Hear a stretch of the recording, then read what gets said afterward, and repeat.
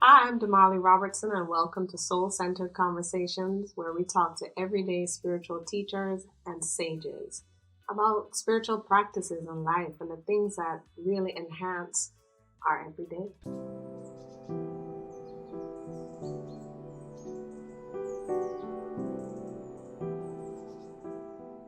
Today, I'm talking to Teshone Jones, who is like one of my girls. We are a part of Sister Circle together, and that has been a godsend for me. It has been just a healing experience every time I'm in circle with y'all. And then you discover the magic. You discover the magic in the circle, and one of those expressions of Black woman magic is Teshone Jones. And so I wanted to have her here today.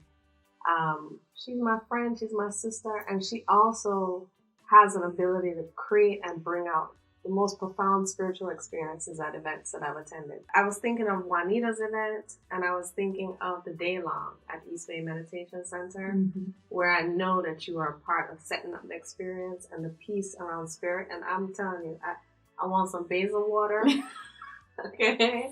And everything I do, I want to cleanse. I want to get there. Can you just tell me a little bit about that part of you? Because I don't know, there's something about it that you bring an energy into the space that feels connected to not just one another, the people in the room, but our ancestors, and like it goes beyond that moment. And I suspect that's what you're working to create. But tell me about where that comes from and like how you even like got to do all of this fabulous stuff spiritually. I love it. That all of that started. The only place I can really trace that back to is my upbringing in the Southern and the church in the South. I was raised in the Baptist church, and I was raised in a really small country church where sometimes like we didn't have a pianist and we didn't have a drummer, and all we had were like our feet and our hands. And so we always knew how to improvise, and we always knew how to meet each other where we were, right? We were always co-creating the experience because sometimes circumstances would come and like, it wasn't like we were paying the drummer, or it wasn't like we were paying the pianist. It was like, this is a very small country church.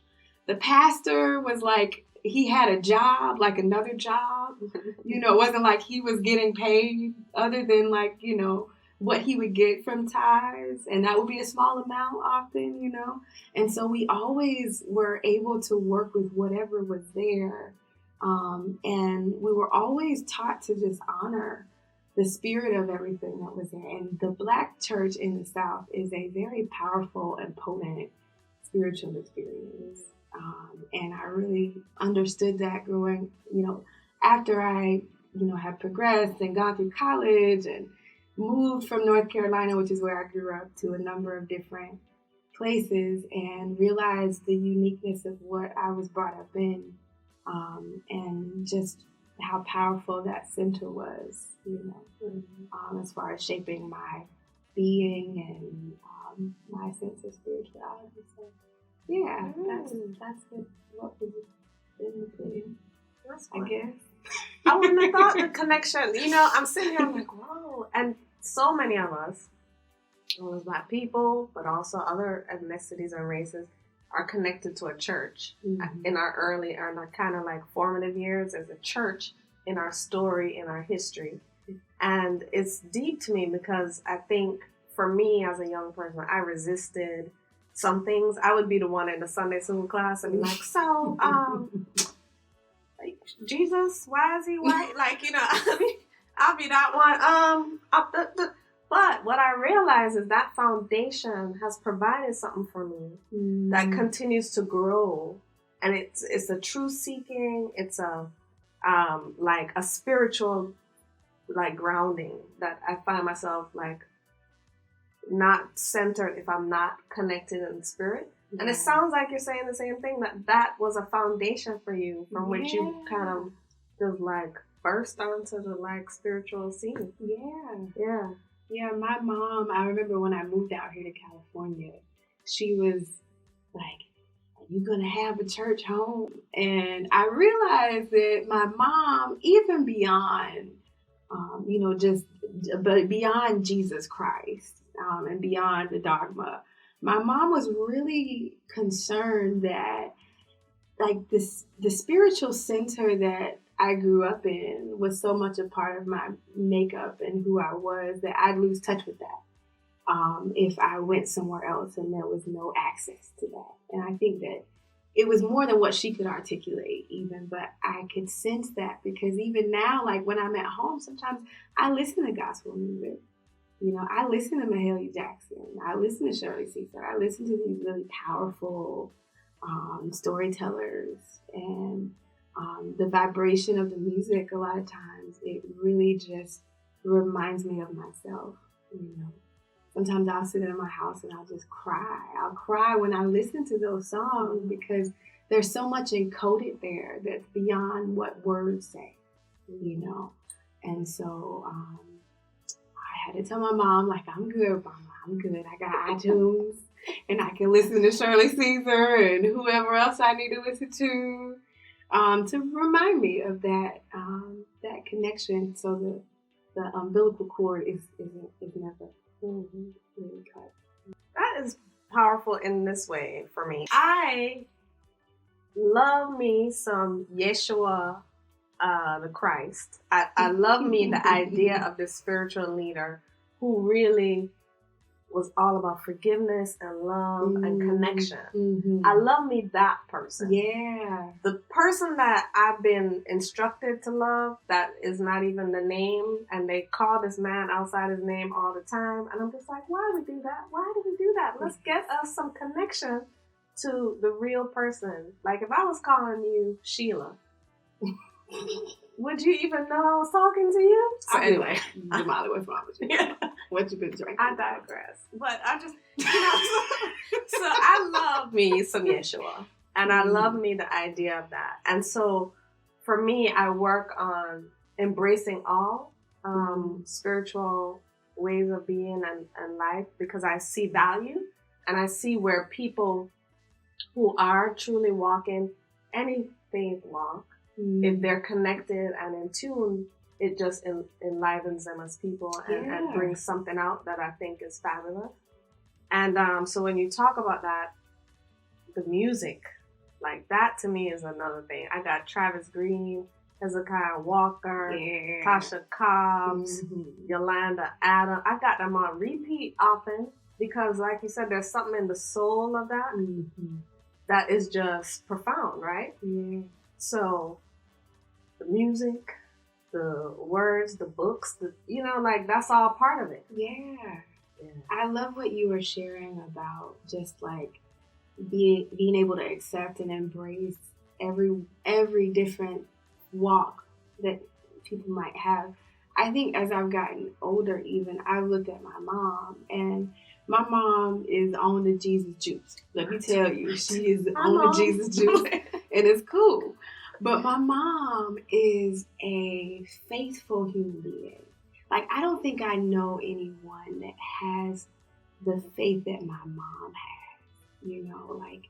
and the belief that my mom had. I remember being a little girl, and my mom was such a warrior. Like, she never let anyone really, undermine her dignity.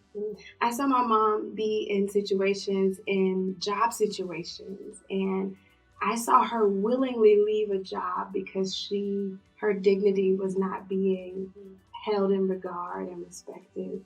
And I remember my mom leaving a job one time, and I remember sitting in the passenger side and my mom looking at me, and she said, I ate before I came to this job and I'll eat after. And, I'm like 9, 10 years old, I'm like, I don't know, but I hope we can eat dinner, sometime over the next few weeks. And my mom, she would maybe not even have a job lined up, but she had so much faith that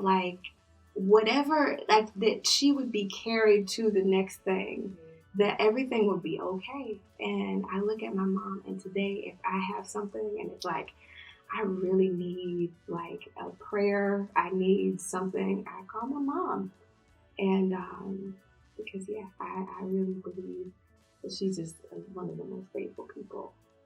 Yeah, so the foundation that sounds like is set by your mom is something that I see that you carry like forward. This idea that if all your needs are met and that all is well, right? And because, you know, I know you as a communications person, and you and I met and talked about projects and stuff, and then you were like, yo, I want to do something else in my life. I mean, and, so you always probably be communicating and doing those things, but, I could see that, and you've expressed that you want to do more. Mm-hmm. Where are you on that path? Yeah, I think that, on this path of becoming, that we go through different phases. Mm-hmm. And I think that I have been fortunate to allow myself time to reflect on how I want to be in the world in this moment.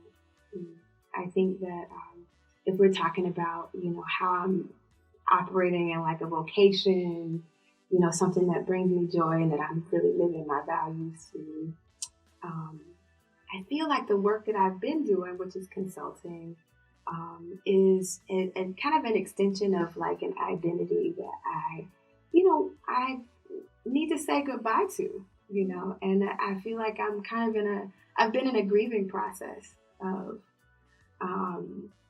and so for a large part of my career, my work was doing community organizing and really in the nonprofit space, supporting organizations, large, organizations that are doing social good to build relationships with their audiences and member bases. And so that was the work that I did on the East Coast and here in the Bay Area as well. And I had to be honest with myself that there are parts of the work that I absolutely love, and there are parts of it that I would not mind saying peace to. You know what I'm saying?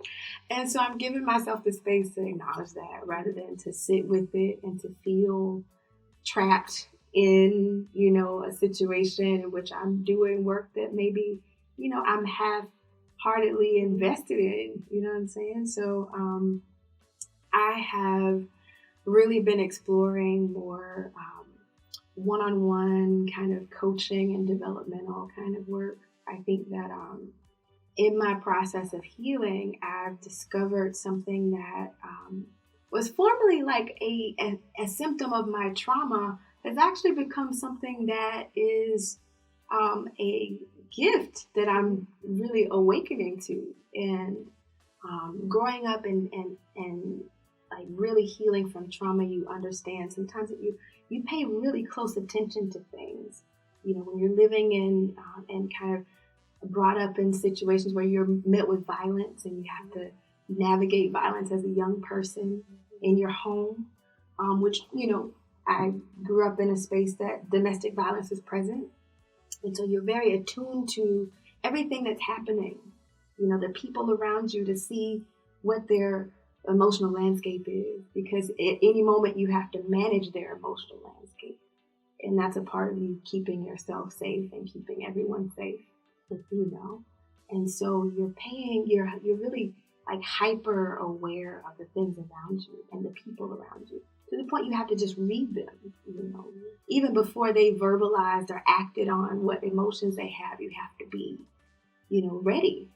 And so I realized about myself that from that trauma, I am very attentive to people. Like I'm able to really kind of hone in on people and understand things about them that maybe they have yet to really metabolize, And I really enjoy the process of helping people unfold and really self-actualize, to really discover themselves. And so I realize a lot of times that takes someone who's able to really pay attention and be present, and, so that's the direction that I'm shifting in. I really want to be a doula for healing for others, and to take the things that at one time were really a symptom of my trauma and really just kind of 360. that 180, that however you want to call it, and make that into something that's, able to serve other people too. Man, you just said a word. Because, I mean, the reality is, I think that's why, I know that's how I came to a lot of this work around healing work, around talking about healing, is from experiences with trauma. And I've had several, from health traumas to sexual assault to different things that I've encountered in my life that, once I was able to move through them and kind of metabolize them a little bit, then I could see where the beauty lays in moving through and coming out on the other side of some experiences. But it also left me really fascinated about humans. And, also like, how does one forgive hurts that are really painful? How does one really, hold their head up after they've been through something that really most people see as shameful? How does one then get the posture back? So there's all of that I'm fascinated by. I'm fascinated by the cycle of harm, and where does even the perpetrator of the person who perpetrates harm, when were they harmed, and how did that come in? So I'm all into all of that, and I think it's based on the traumas that I've experienced. So I feel like they give you wings in a lot of ways at some point, and that's what I'm hearing you say. They do. Yeah. Yeah, no, you said a mouthful. It's just like, being able to go and do that deep inner work. We have a mantra from the work that I used to do, and we always said that the first revolution is internal. Bam. First revolution is internal. It's like, and I really have come to understand that even more deeply, because it's like a lot of times we want to go out and we want to bring our gifts to the world, and we want to do this and we want to do that, and we really have the whole thing we have to deal with right here. And when we spend time here, then it just radiates. When you do the healing, it just, it just flows from the center.